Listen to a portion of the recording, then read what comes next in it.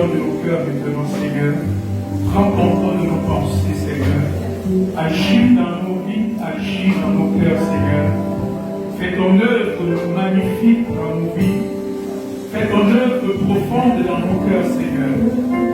Nous sommes l'argile. Tu es le potier, Seigneur. Nous sommes l'argile, tu es le potier. Père, fais en nous ce que toi seul peux faire. Fais dans nos cœurs ce que toi seul peux faire. Tu es notre Créateur.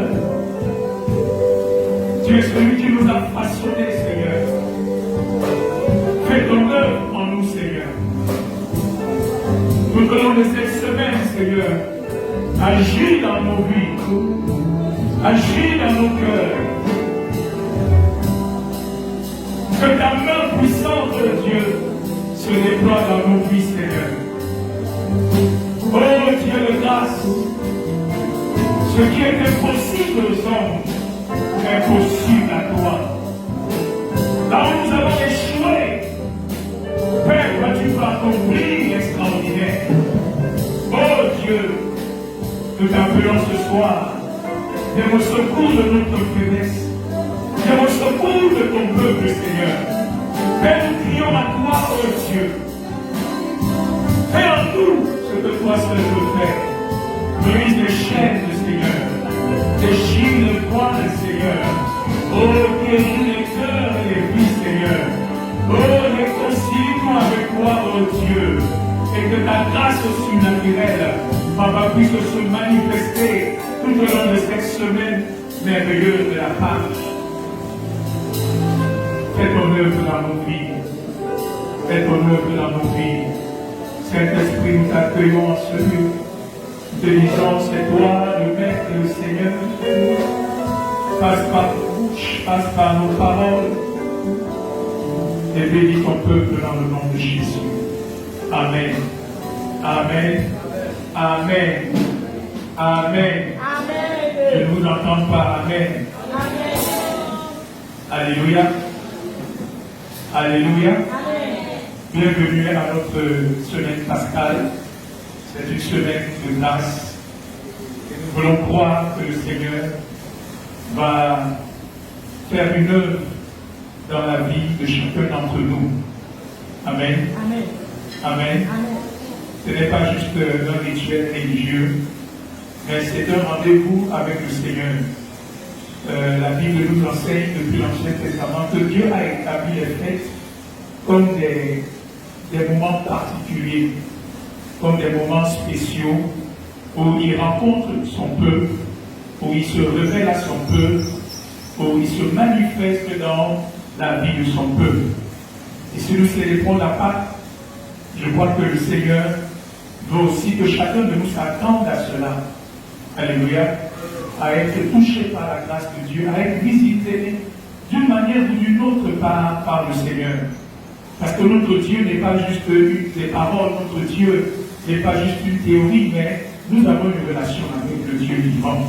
Alléluia.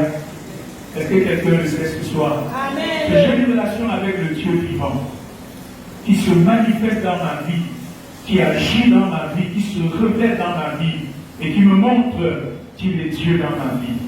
Ce soir, je suis un peu comme Jean-Baptiste. Alléluia. Je suis un peu comme Jean-Baptiste. Je veux nous préparer à la bénédiction que Dieu veut relâcher dans nos vies pendant cette semaine.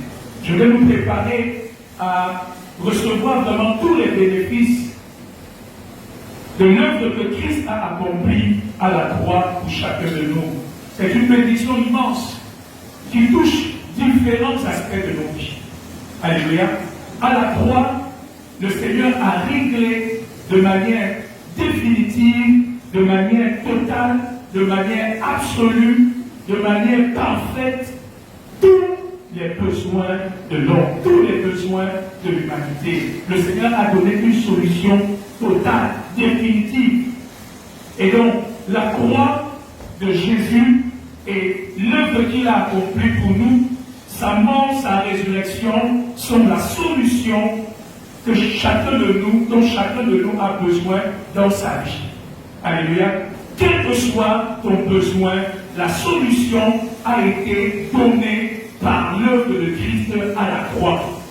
Quel que soit le besoin de l'homme, quel que soit le besoin auquel tu fais face, il peut être spirituel, matériel, physique, financier, familial, quel que soit le besoin de l'homme, la solution finale, complète, totale, a été donnée par l'œuvre de Christ à la croix. Alléluia. Je ne voudrais pas que tu doutes de cela un seul instant. Alléluia. Il a accompli une œuvre parfaite. Il a accompli une œuvre merveilleuse, extraordinaire. Satan a été vaincu. Le péché a été vaincu. La mort a été vaincue. La maladie a été vaincue. La malédiction a été vaincue.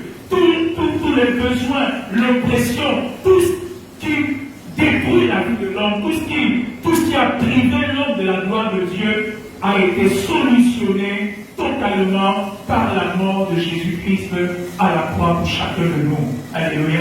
Alléluia. Et c'est une très bonne nouvelle. Et je vais vous préparer vraiment à entrer et à recevoir cette bénédiction. Mais ce soir, je suis un peu comme Jean-Baptiste. Vous savez qu'avant que Jésus-Christ ne vienne, avant que le salut ne soit révélé par Jésus-Christ, il y a quelqu'un qui a été envoyé devant Jésus pour préparer son chemin. Alléluia. Il y a quelqu'un qui a été envoyé qui s'appelait Jean-Baptiste. Et quel était le message de Jean-Baptiste? Jean-Baptiste avait un message de repentance. Jean-Baptiste est venu aux gens préparer le chemin du Seigneur, aplanissez ses sentiers. Il est venu aux gens, venez, repentez-vous parce que le salut est en train d'arriver. Alléluia. Et quand Jésus lui-même est arrivé, le premier message de Jésus est un message de repentance. Jésus a dit, le royaume des cieux est proche. Le royaume des cieux est arrivé. Croyez, repentez-vous et croyez à la bonne nouvelle. Alléluia. Repentez-vous et croyez à la bonne nouvelle. Je suis venu nous préparer ce soir à recevoir la bénédiction de Dieu. Et la porte d'entrée que je voudrais ouvrir devant chacun de nous ce soir, c'est la porte de la repentance. La porte d'entrée que je voudrais ouvrir ce soir, et je voudrais inviter chacun de nous à entrer par cette porte. C'est une porte étroite, c'est une porte que nous n'aimons pas emprunter, mais c'est la porte qui va ouvrir la maison du trésor, la porte de la repentance. Alléluia. Dis avec moi la porte de la repentance. Et la porte de la repentance. La porte de la repentance. Je voudrais ouvrir cette porte ce soir. Et vous savez, Jésus, comme je le disais tout à l'heure, le premier message qu'il a annoncé aux gens, il leur a dit, le royaume des cieux est proche. Alléluia. La gloire de Dieu est proche. Mais qu'est-ce qu'il faut faire? Repentez-vous et croyez à la bonne nouvelle. Alléluia. Ces deux choses sont importantes. Jésus dit, repentez-vous et faites quoi? Et croyez à la bonne nouvelle. Repentez-vous et croyez à la bonne nouvelle. Vous savez, très souvent, nous aimons la deuxième partie et nous prêchons la deuxième partie. La deuxième partie, c'est quoi? Croyez à la bonne nouvelle. Mais la première partie, nous ne l'aimons pas beaucoup. Parce que la première partie dit quoi? Repentez-vous et croyez à la bonne nouvelle. Avant la foi, il y a la repentance. Quelqu'un me suit ce soir? Il y a quelqu'un avant la foi, il y a la repentance. Alléluia. Avant la foi, il y a la repentance. Si tu viens juste annoncer à quelqu'un une bonne nouvelle, si tu viens juste dire à quelqu'un de croire à une bonne nouvelle, c'est un peu comme si tu vas offrir à quelqu'un un très bon repas, mais tu ne t'es pas assuré de savoir si cette personne a faim ou pas. Alléluia. Quand quelqu'un n'a pas faim et que vous lui annoncez qu'il a gagné un ticket pour aller manger au buffet du Sawa Novotel, est-ce que cette personne, ça va lui dire quelque chose? Je vous pose la question, est-ce que cette personne, ça va lui dire quelque chose? Hein? Est-ce que si vous annoncez à quelqu'un qui est rassasié, qui n'a pas faim, qui a déjà bien mangé, vous lui dites, oh, j'ai une bonne nouvelle pour toi. Oh frère, j'ai une bonne nouvelle pour toi. Tu viens de gagner un ticket pour aller manger tous les jours, ce soir, au salon de l'hôtel, buffet ouvert. Quand vous allez annoncer cette bonne nouvelle à cette personne, est-ce qu'elle sera forcément heureuse? Non, parce qu'elle n'a pas faim, elle n'est pas affamée. Alléluia. Donc cette bonne nouvelle ne va pas tellement l'émouvoir. Alléluia. Vous me suivez ce soir? Souvent, quand nous voulons annoncer la bonne nouvelle, sans prêcher la repentance, c'est un peu comme si nous allons annoncer aux gens qu'on a trouvé un médicament révolutionnaire qui va les guérir. Alléluia. Mais malheureusement, ces gens ne sont pas malades. Ou bien ils ne se rendent pas compte qu'ils sont malades. À quoi sert-il à quelqu'un qu'on lui annonce, écoutez, moi je gère chez le paludisme. Et on m'annonce qu'on a découvert un médicament qui soigne le sida. Vous croyez que je serais ému? Vous croyez que je serais touché? Non, pas du tout. Parce que je ne suis pas souffrant du sida. Mais si je souffre du sida et que je suis en phase terminale et qu'on m'annonce qu'on vient de découvrir un médicament qui va me sauver, imaginez quelle sera ma joie. Imaginez quelle sera mon excitation. Imaginez quelle sera ma délivrance.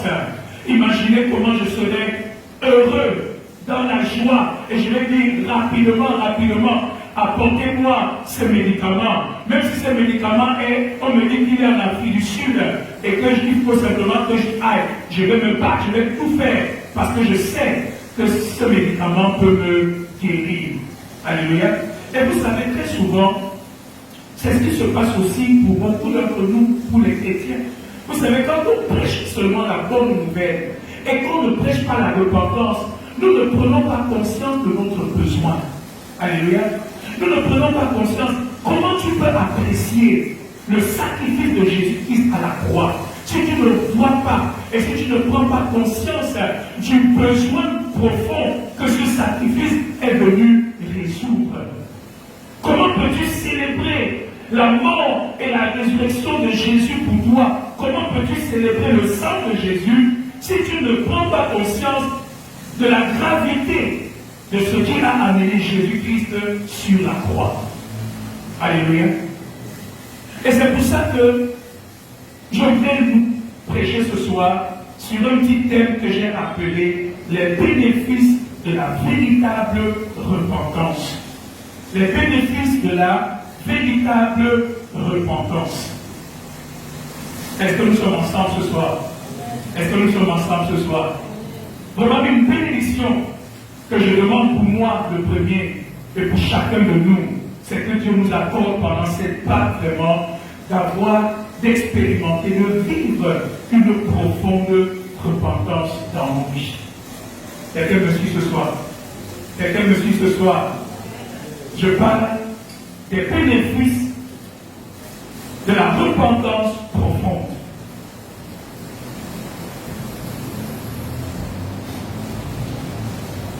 Il y a quelques jours, je suis tombé sur un texte de la parole de Dieu qui m'a beaucoup interpellé et je me suis appuyé dessus pour préparer ce message.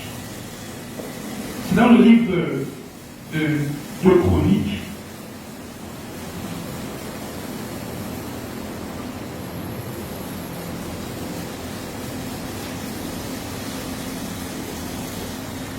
Nous allons trouver cela, je vais vous le dire.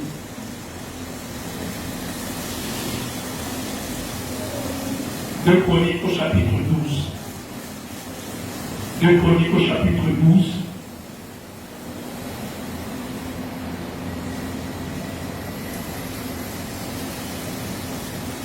Verset 1. Deux Chroniques au chapitre 12, verset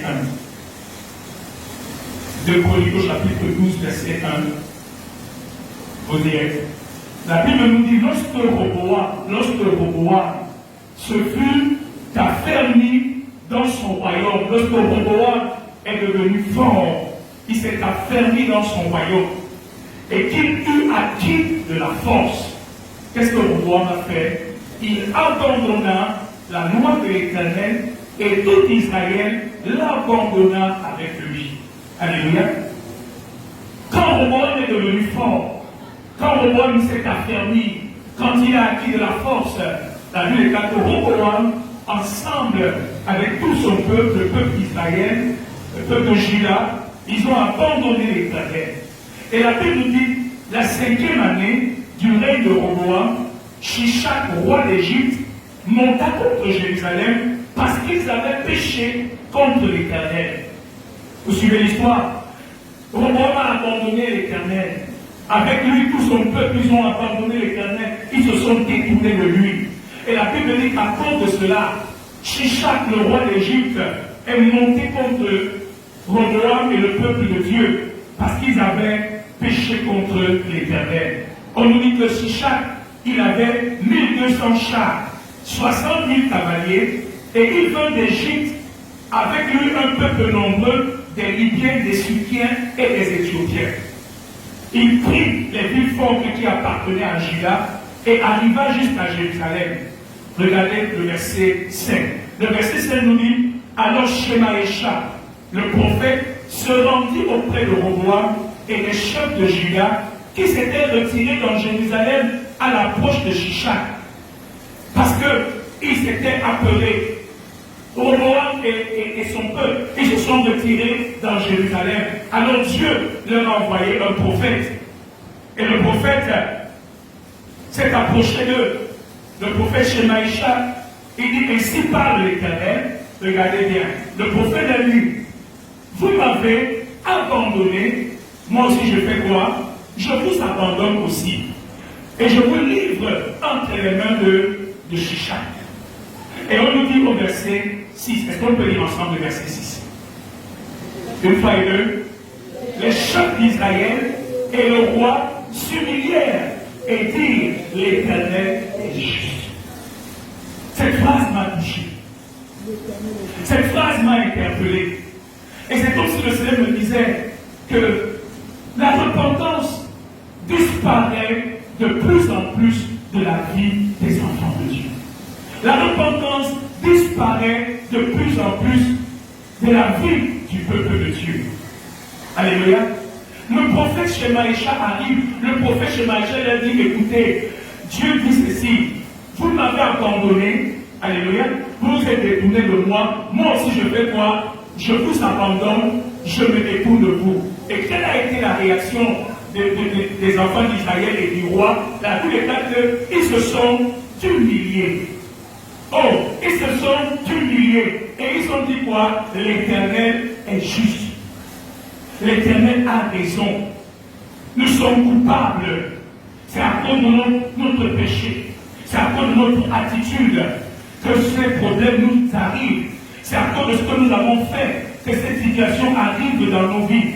Et ils se sont humiliés devant Dieu. Ils ont dit à Dieu, oui, nous sommes d'accord avec toi. Tu as raison. Nous avons mal fait. Nous nous sommes détournés de ta loi. Et maintenant nous sommes dans des problèmes. Si tu nous abandonnes, Seigneur, tu as raison de nous abandonner. Quelle attitude! Ils ont dit, Seigneur, tu as raison de nous abandonner. Nous ne pouvons pas discuter avec toi. Nous ne pouvons pas argumenter avec toi. Si tu dis que tu nous abandonnes parce que nous t'avons abandonné, nous sommes d'accord avec toi. Tu as raison, Seigneur, parce que nous sommes coupables. Regardez la suite au verset 7. Le verset 7 nous dit, est-ce qu'on peut lire le verset 7? Et quand l'Éternel vit qu'il s'humiliait, la parole de l'Éternel fut ainsi adressée à Shemaïcha. Ils se sont humiliés, je ne les détruirai pas, je ne tarderai pas à les secourir, et ma colère ne se répandra pas sur Jérusalem par Shishak. Alléluia. Et le Seigneur m'a interpellé, regarde le cœur du Seigneur. Regarde le cœur du Seigneur. Il dit, ils se sont humiliés. Ils se sont humiliés. Et parce qu'ils se sont humiliés, qu'est-ce que je vais faire? Je ne les détruirai pas. Parce qu'ils se sont humiliés, je ne tarderai pas à les secourir. En un clin d'œil, le Seigneur a changé sa parole. En un clin d'œil, le Seigneur a changé ma vie. En un clin d'œil, lui qui était prêt à abandonner son peuple, lui qui était prêt à dire, ok, c'est bien fait pour vous, vous m'avez abandonné, je vous abandonne. Quand il a vu comment les enfants d'Israël s'humiliaient devant lui en disant, oui Père, oui Éternel, tu as raison, nous sommes coupables, nous t'avons abandonné, oui Seigneur, tu as raison de nous abandonner. Que pouvons-nous te dire? Nous nous humilions devant toi. Tout de suite, le cœur de Dieu a été touché. Le cœur de Dieu a été bousculé. Et le Seigneur a dit non, je ne peux pas laisser mon peuple comme ça. Je ne tarderai pas à les secourir. Je vais dire à quelqu'un ce soir, il y a une puissance de bénédiction dans la repentance. Et il y a quelque chose dans la repentance qui attire le cœur de Dieu. Il y a quelque chose dans la repentance qui touche le cœur de Dieu. Oh frères et sœurs, Dieu aime la repentance. Est-ce que quelqu'un me suit ce soir? Quelqu'un me suit ce soir? Dieu aime la repentance. Dieu est touché par les cœurs repentants. Je veux vous dire cette semaine, nous avons besoin de la présence de Dieu. Nous avons besoin de la visitation de Dieu. Mais c'est une chose qui attire la présence de Dieu dans la vie d'un homme. C'est une chose qui attire Dieu dans la vie d'un homme. C'est un cœur repentant. Quelqu'un me suit ce soir? Quelqu'un me suit ce soir?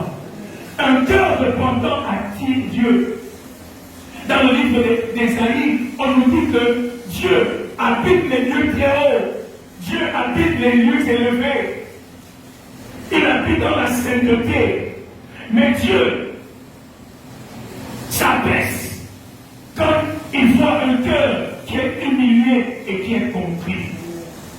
Dieu ne dédaigne pas un cœur repentant. Dieu ne méprise pas, oh bien-aimé, si quelque soit ce que tu es, ce que tu as fait, il y a une chose à laquelle Dieu ne résiste pas, c'est un cœur qui s'est humilié. Il y a une chose à laquelle Dieu ne résiste pas, c'est un cœur qui sait s'abaisser. Parce que Dieu aime la repentance. Parce que Dieu est attiré par un cœur repentant. Cette semaine, nous pouvons attirer la gloire de Dieu. Nous pouvons attirer la présence de Dieu. Nous pouvons attirer la présence de Dieu dans nos vies lorsque nous venons avec les cœurs repentants à la croix de Jésus. Lorsque nous venons avec les cœurs repentants devant le sacrifice de Jésus. Nous pouvons attirer la présence de Dieu. Quelqu'un me suit ce soir? Quelqu'un me suit ce soir? Souvent nous pensons que la présence de Dieu vient parce que je jeûne beaucoup. La présence de Dieu vient parce que je prie beaucoup. Non, bien aimé, il y a aussi quelque chose de spécial qui attire la présence de Dieu dans la vie de l'homme. C'est lorsque cet homme a un cœur repentant. Quelqu'un me suit ce soir? Et vous savez pourquoi j'ai pris sur moi de prêcher cette parole ce soir? Parce que quelque part, c'est comme si le message, la repentance aujourd'hui est tout problème dans l'Église. On n'arrive plus à prêcher la repentance. Alléluia. Il y a même des doctrines, il y a même des théologiens qui s'amusent à amener les enfants de Dieu à rejeter la repentance. Mais je vais te dire, mon frère, que lorsque tu vois que tout ce qui peut amener la bénédiction dans la vie de l'homme, Satan attaque toujours cela. Tout ce qui peut amener la gloire de Dieu dans la vie d'un homme, Satan va toujours attaquer cela. Et Satan attaque le message de la repentance. Satan va détruire la repentance dans la vie des croyants. Pourquoi? Parce qu'il sait que la repentance a un potentiel de bénédiction. Il y a une bénédiction lorsque un homme se répand. Quelqu'un me suit ce soir. C'est pour ça que je vais te dire, je ne suis pas venu te condamner, je ne suis pas venu t'accuser, mais je suis venu te montrer qu'il y a quelque chose que Dieu aime, que Dieu désire, et qu'à la mémoire que tu dois supplier dans ta vie, Seigneur, donne-moi un cœur repentant. Seigneur, donne-moi la repentance. Tu me suis ce soir. Et en faisant cela, tu es en train de préparer le chemin à la bénédiction de Dieu dans ta vie. La repentance n'est pas un thème populaire. Vous me suivez ce soir? La repentance n'est pas un thème que nous aimons. Mais je t'assure, bien-aimé, je te parle ce soir la part du Seigneur. Retrouve vraiment cette soif, ce désir. Un cœur repentant est une bénédiction de la part de Dieu. Quand tu te donnes un cœur repentant, oh, Dieu a un plan de bénédiction avec toi. Parce que la repentance va te restaurer dans la bénédiction. Qu'est-ce qui a restauré le Fils prodigue dans la bénédiction? Qu'est-ce qui a restauré le Fils prodigue dans la gloire? Qu'est-ce qui a restauré le Fils prodigue dans l'abondance? Qu'est-ce qui a restauré le Fils prodigue dans une communion merveilleuse avec son Père, jusqu'au point où son Père a couru vers lui pour l'embrasser? C'est parce qu'à un moment donné, le Fils prodigue a fait quoi? Il est rentré en lui-même. Et qu'est-ce qu'il a dit? Il a dit quoi? Je retournerai vers mon Père. Et je dirai quoi? Je dirai quoi? Père, j'ai fait quoi? J'ai péché contre le ciel et contre toi.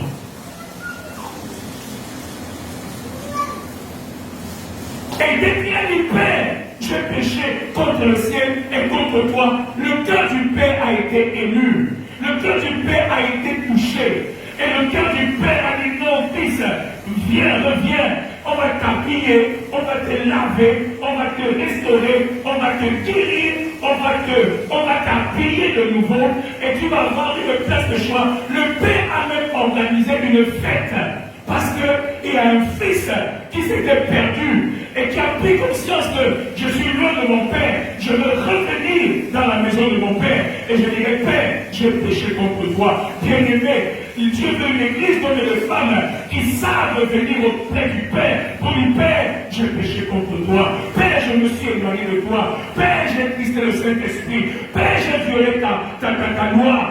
Je viens, je reviens. Je reviens avec un cœur repentant. Je reviens avec un cœur humble.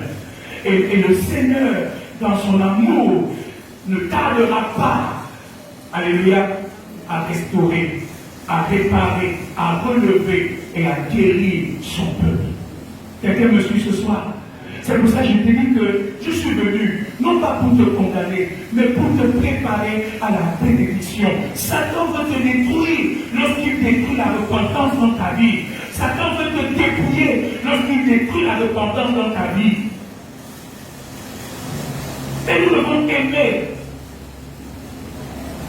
la repentance. Quelqu'un me suit ce soir?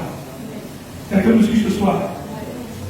Vous savez, il y a beaucoup de choses à dire. Peut-être que je n'aurai pas le temps de tout dire. Mais, même si je ne te donne pas un enseignement structuré, mais comprends ce soir que tu peux toucher à la bénédiction de Dieu au travers d'un cœur repentant.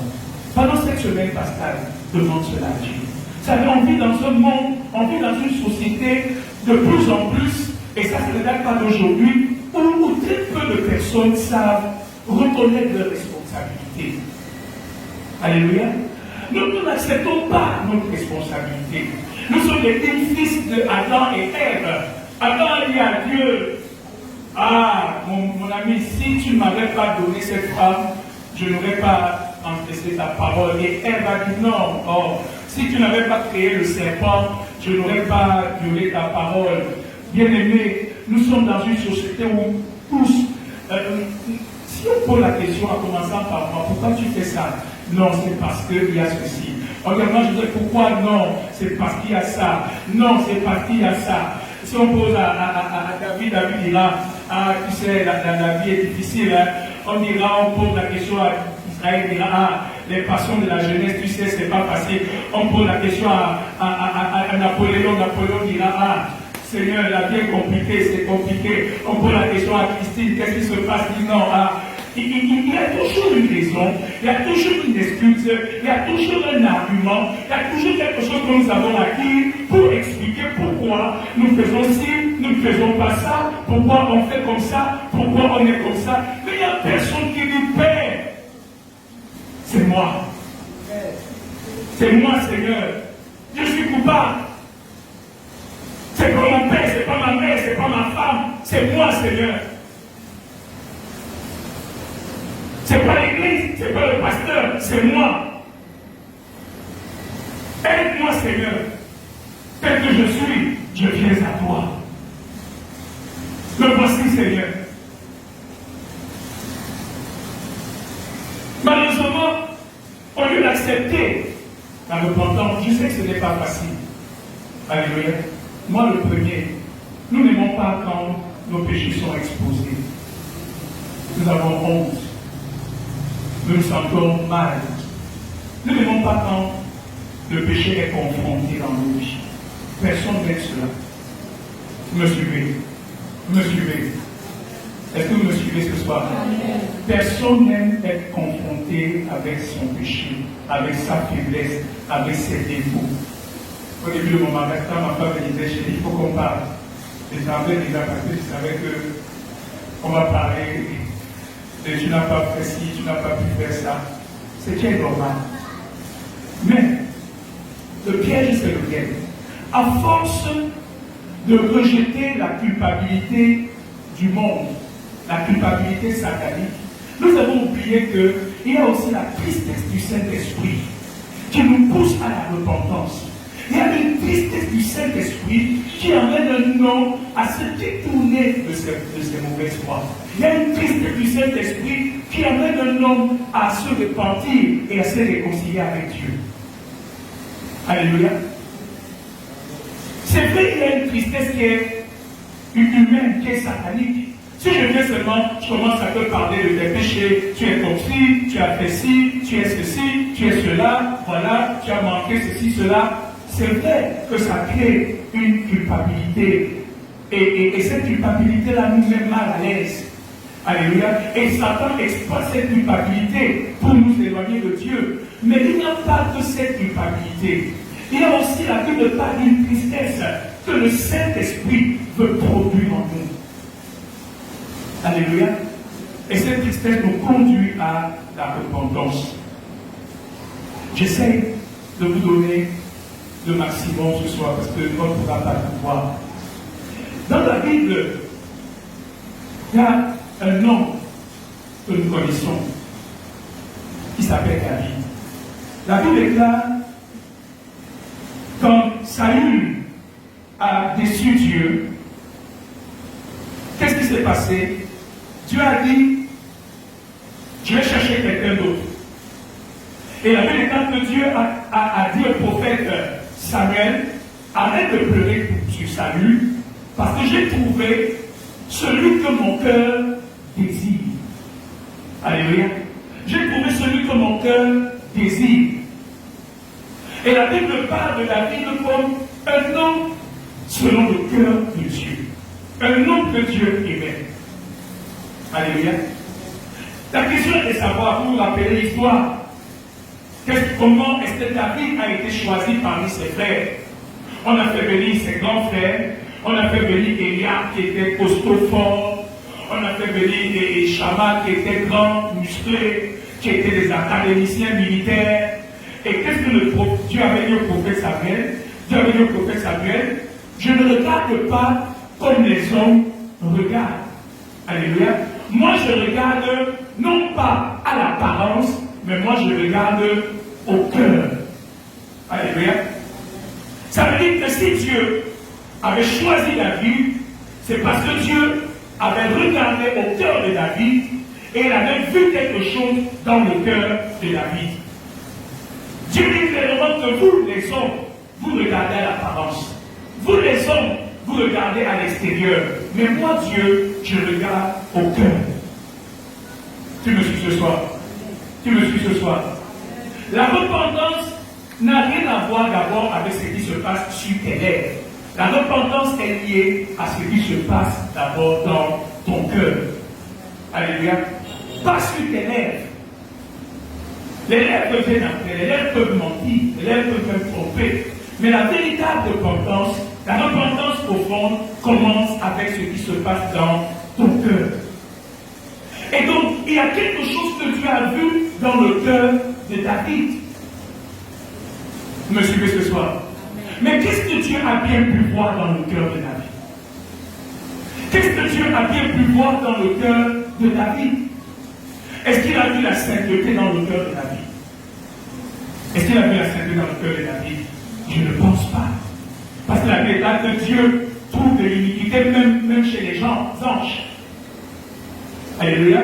À plus forte raison, les hommes. Donc, ça ne peut pas être la sainteté que Dieu a vue dans le cœur de David. Est-ce que Dieu a vu la perfection dans le cœur de David? Non, ça ne peut pas être la perfection. Parce que la suite de l'histoire de la vie de David nous montre que c'était un homme qui a commis de graves péchés. Mais qu'est-ce que Dieu a vu dans le cœur de David qui l'a attiré, qui l'a séduit? Il a vu ce dont nous sommes en train de parler ce soir. Dieu a vu que David avait un cœur repentant. David a vu, Dieu a vu dans le cœur de David un cœur malléable, un cœur docile, un cœur doux, un cœur humble, un cœur qui est prêt à se repentir.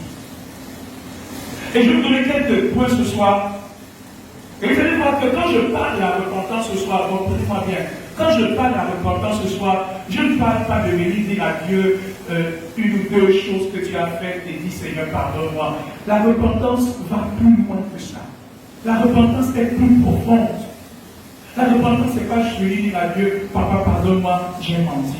Papa, pardonne-moi, j'ai volé. Non, la repentance est quelque chose de profond. La repentance est quelque chose qui affecte totalement le cœur d'un homme, ses pensées, ses attitudes, ses valeurs, ses paroles. La repentance transforme totalement un homme dans son cœur. La repentance dont je parle ce soir, c'est pas juste venir dire Papa, pardonne-moi, j'ai fumé. Papa, pardonne-moi, j'ai commis la fornication. Ou Papa, pardonne-moi, je suis tombé dans le péché. Je ne parle pas de ça. Ça, c'est un aspect très superficiel auquel nous avons réduit la repentance. Mais la repentance, c'est une transformation profonde qui s'opère dans le cœur de l'homme.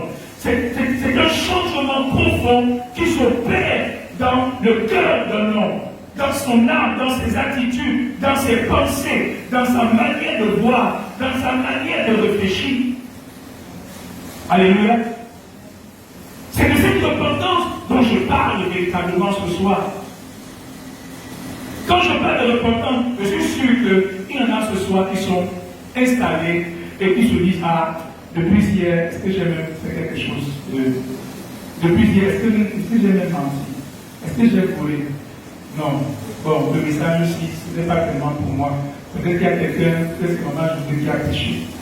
On ne sait pas. Peut-être que c'est David à qui le pasteur Élie parle ce soir. Je parle à nous tous, moi, le premier en commençant. Alléluia. La repentance, oh bien-aimé, va amener un réveil profond dans la vie de quelqu'un. La repentance amène un réveil dans ta vie. La repentance, vous savez, quand vous lisez la Bible, à chaque fois que le peuple de Dieu a été renouvelé, réveillé, cela a toujours commencé par une repentance profonde. Alléluia. Lorsque tout le peuple de Dieu s'humilie et prend conscience qu'il s'est éloigné de son Dieu, lorsque le peuple de Dieu s'humilie et prend conscience que non, nous avons attristé notre Dieu. La repentance dont je parle ce soir, c'est une question du cœur, de ce qui se passe dans ton cœur. Qu'est-ce qui se passe dans ton cœur? Qu'est-ce qui se passe au plus profond de ton être? Qu'est-ce qui se passe dans tes pensées les plus intimes? Qu'est-ce qui se passe dans tes attitudes intérieures, personnelles? Qu'est-ce qui se passe à l'intérieur de toi que personne ne voit? Qu'est-ce qui se passe? Le pasteur voit ton ami, le pasteur voit ton sourire, le pasteur voit tes paroles, le pasteur voit que tu es assis ce soir dans cette salle, mais le pasteur ne voit pas ce qui est caché, mais Dieu est celui qui le voit. Alléluia. Et je ne dis pas ça vraiment pour condamner quelqu'un, je me dis simplement à quelqu'un, Dieu veut faire un travail dans nos cœurs, bien-aimés. L'église n'est pas un endroit où les gens viennent juste comme ça. L'église est la maison de Dieu, où les gens sont transformés dans leur cœur, où l'Esprit de Dieu fait un travail, une chirurgie dans le cœur d'un homme. C'est ça la véritable bénédiction de la vie chrétienne, de la foi en Dieu. C'est lorsque un cœur est transformé par un esprit de repentance. C'est cette bénédiction que Jésus est venu nous accorder. C'est de ça dont je parle ce soir. C'est ça la véritable bénédiction à laquelle nous devons aspirer. Écoutez, si Dieu nous dit clairement dans sa parole, moi je ne regarde pas l'apparence, je regarde au cœur. Ça veut dire quoi? Ça veut dire que le cœur, comme disait l'évêque dimanche, le cœur, ton cœur devient le baromètre, la chose la plus importante sur laquelle tu dois faire attention. Alléluia. Si Dieu nous bénit, nous utilise en fonction du cœur, alors le cœur doit être un point sensible dans ta vie. Alléluia. Donc tu ne peux pas négliger le cœur. Laissez-moi les bénédictions. Il y a beaucoup de gens. Vous savez, aujourd'hui, beaucoup de personnes appellent bénédiction de Dieu, c'est qui n'est même pas bénédiction de Dieu. Qui n'est pas bénédiction de Dieu? Le critère, la bénédiction de Dieu, c'est le cœur. C'est le cœur. Et les croyants, souvent, je dois se les troubler. Tu vois quelqu'un sur Facebook, tu vois quelqu'un dans ceci, tu vois quelqu'un sur cela avec les réseaux sociaux, les images. Frère, la bénédiction de Dieu, Dieu dit, moi, je regarde au cœur. Alléluia. Et donc, il peut sembler même devant les autres que tu n'es pas béni. Mais si Dieu, il voit qu'ils sont de ton cœur, n'estime pas que c'est le moment de te donner telle ou telle chose, alors tu es béni. Même si tu n'as pas cette chose. Me suivez ce soir. Il y a quelqu'un le cœur. Il y a quelqu'un le cœur. Je veux nous amener ce soir à regarder à notre cœur. Et Jérémie nous dit, je vais revenir à David tout à l'heure, Jérémie nous dit que le cœur de l'homme est tordu. Qui peut le connaître? Mais Dieu dit, il est celui qui sonde le cœur et les reins. Alléluia. Il est celui qui sonde le cœur et les reins. J'ai souvent dit à mes enfants, je ne veux pas que tu fasses semblant devant moi. Je ne veux pas que tu fasses semblant. Parce que ça, c'est une perte de temps de faire semblant. C'est une perte de temps de porter un masque. C'est une perte de temps de... Moi, j'ai compris cela, bien aimé. Et je suis sorti de cela. Parce que ça ne sert à rien. Je peux faire semblant devant vous, mais Dieu voit le secret. Dieu connaît ma vie. Dieu connaît ce que je suis. Alors, je ferai mieux d'arranger mes situations avec Dieu dans le cœur. Alléluia. Je ferai mieux de permettre à Dieu de travailler dans mon cœur. Parce que c'est ça qui va m'amener la véritable bénédiction. Au lieu de jouer, au lieu de faire semblant. Alléluia. Il y a quelqu'un qui touche mon cœur. Il y a quelqu'un, Seigneur, touche mon cœur. Seigneur, touche mon cœur. Alors je reviens à David, je vais vous donner quelques points. Je reviens à David rapidement. Vous connaissez tous le fameux psaume 51. On retrouve le même état d'esprit. David le reconnaît. Dit, j'ai péché contre toi. Pas de discussion, pas d'argumentation, pas de bavardage. Comme Nathan a dit, cet homme David, c'est toi. David est tombé devant Dieu. David a pleuré devant Dieu. David a dit à Dieu, ne me retire pas de cet esprit. David s'est humilié devant Dieu. David ne savait pas qu'il y avait un meurtrier en lui. David ne savait pas qu'il y avait cette chose qui était en lui et qui s'était manifestée de manière opportune. C'est pourquoi on dit le cœur est en Dieu. Tu ne sais pas les choses qui sont dans mon cœur. Et tu dois dire à Dieu, sonde mon cœur. Alléluia. Sonde mon cœur. David a dit, cette prière tout le temps, sonde mon cœur. Un cœur repentant, un homme qui a la repentance, c'est toujours quelqu'un qui sait amener son cœur devant Dieu. Qui sait amener son cœur devant Dieu. Vous dites à Dieu, Seigneur, sonde mon cœur. Il dit quelque part, il dit, qui connaît ses égarements, pardonne-moi ce que j'ignore. Qui connaît ses égarements. Il dit dans le psaume 19, il dit à Dieu, oh Dieu, tu connais ma folie et mes fautes ne te sont pas cachées. Oh Dieu, tu connais ma folie. David a un cœur humble. Alléluia. L'esprit de repentance commence par l'humilité. L'humilité. L'orgueil et la suffisance détruisent l'esprit de repentance dans nos vies. Vous me suivez ce soir? L'orgueil. Le premier péché, la première iniquité qui a été trouvée dans le père du péché, c'est l'orgueil. L'orgueil a été trouvé dans le cœur de Satan.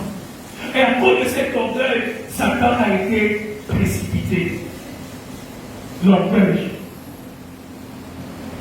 On a vu tout à l'heure que Roboam, lorsqu'il est devenu fort, lorsqu'il est devenu tout suffisant, le cœur de Roboam s'est élevé et Roboam s'est détourné de Dieu.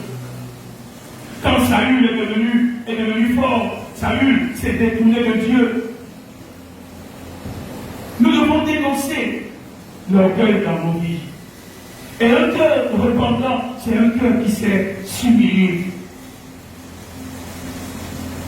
Quelqu'un me suit ce soir? La repentance va garder ton cœur humble, malléable devant Dieu.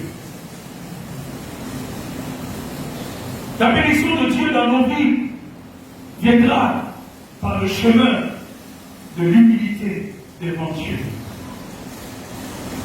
Un cœur humble, un cœur repentant est un cœur humble. Un cœur repentant est un cœur qui ne s'est pas endurci. Un cœur repentant est un cœur dans lequel la crainte de Dieu nous pousse à nous détourner du mal. Où en es-tu ce soir avec la crainte de Dieu dans ton cœur? L'esprit de repentance va garder ton cœur dans la crainte de Dieu. Et cette crainte va t'amener à te détourner du mal. Un cœur repentant est un cœur dans lequel l'humilité nous permet d'accepter les corrections de Dieu. Nous permet d'accepter l'œuvre de Dieu dans nos cœurs. Dans le psaume 119, David dit, il m'est bon d'être humilié afin que j'apprenne tes statuts. À un moment donné, David a commencé à aimer les corrections divines. David a commencé à aimer quand Dieu le reprenait. David a commencé à aimer quand il se retrouvait devant des situations où Dieu le rappelait à l'ordre. Ça, c'est un cœur repentant. Ça, c'est un cœur repentant où nous reconnaissons nos faiblesses devant Dieu. La repentance m'amène à amener mon cœur devant Dieu chaque fois. Souvent nous pensons que nous sommes saints, nous sommes bons, nous sommes suffisants, nous sommes ceci, nous sommes cela. Mais un cœur repentant m'amène toujours à amener mon cœur devant Dieu, à l'expression de mon cœur. Alléluia. Un cœur repentant, c'est le contraire vraiment de la suffisance. Où je me rends compte que sans Dieu, je ne suis rien. Où je suis prêt à rejeter les appuis humains, la force humaine. Bien aimé, la repentance va plus loin que le simple fait de confesser un ou deux péchés. La repentance va plus loin que de dire du bout des lèvres, ah Seigneur, je suis désolé. Non. La repentance est toute une attitude de cœur. C'est une attitude que tu dois développer et garder dans ta vie jusqu'au soir de ta vie. Alléluia. C'est une attitude d'humilité. C'est une attitude d'abaissement devant Dieu. Pas de suffisance. Et pendant cette semaine pascale, nous voulons venir humblement devant Dieu. Je termine avec ce dernier point. Je ne pourrais pas le développer, mais il est aussi très important. La repentance nous permet de traiter l'iniquité dans nos vies. Alléluia. Et beaucoup de problèmes que nous avons viennent de l'iniquité. Sans repentance, l'iniquité va continuer à détruire nos vies. Et l'exemple le plus parlant qu'on a dans la Bible, c'est l'exemple de Daniel. La repentance de Daniel, dans le livre de Daniel au chapitre 9, est un exemple extraordinaire. Où Daniel s'est repenti et où l'iniquité du peuple de Dieu a pu être traitée et pardonnée parce que Daniel s'était humilié et s'était abaissé. Alléluia. La repentance nous permet de traiter l'iniquité. J'ai oublié que l'iniquité est la source de tous les autres péchés. L'iniquité est la base légale qui permet aux malédictions d'opérer, aux démons d'opérer. L'iniquité est ce qui donne la force à l'ennemi dans nos vies. C'est l'iniquité qui continue à maintenir les prisons des péchés dans nos vies. Mais l'une des choses qui désarme l'ennemi, c'est la repentance. L'une des choses qui active la puissance de la croix, c'est la repentance. Et donc ce soir, je suis venu simplement annoncer et proclamer la grâce de Dieu par la repentance. En disant chacun de nous ce soir, lève-toi. Alléluia. Lève-toi et viens au pied de la croix. Lève-toi pendant cette semaine pascale et humilie-toi devant Jésus. Ne fais pas semblant. Oh, ne cherche pas à paraître. Ne cherche pas juste à faire des rituels. Ne cherche pas juste à faire beaucoup de proclamations, beaucoup de déclarations. Ne cherche pas juste à vouloir te réjouir parce que Christ est mort à la croix. Mais viens humblement au pied de Jésus et dis Seigneur, sois mon cœur. Seigneur, me voici. Tu sais comment je marche avec toi. Me voici, Seigneur, je ne sais pas où tu en es ce soir. Je ne sais pas où tu en es ce soir. Mais je veux que tu viennes au pied de la croix et que tu reçoives la miséricorde et que tu reçoives le pardon et que tu reçoives vraiment la touche du Saint-Esprit dans ta vie ce soir. Le Saint-Esprit ne vient pas seulement nous renverser sous l'onction. Le Saint-Esprit vient aussi apporter une conviction du péché dans nos vies. Le Saint-Esprit vient aussi te montrer, mon fils, ma fille, regarde ça, regarde ça. Tu es en train d'attrister le Saint-Esprit dans ta vie. Tu es en train d'attrister le cœur de Dieu. Viens, reviens à toi, à Dieu. Reviens à moi. Je vais te purifier. Je vais te donner la force d'être transformé. Je voulais ce soir que nous venions au pied de la croix. Tel que je suis, Seigneur, sans rien à moi. Tu n'as pas besoin d'avoir honte parce que tu n'es pas là pour faire plaisir à quelqu'un. Tu n'as pas besoin de faire semblant parce que ce n'est pas un homme qui est la clé de ta bénédiction, c'est ton Dieu. Et tu dois lui dire comme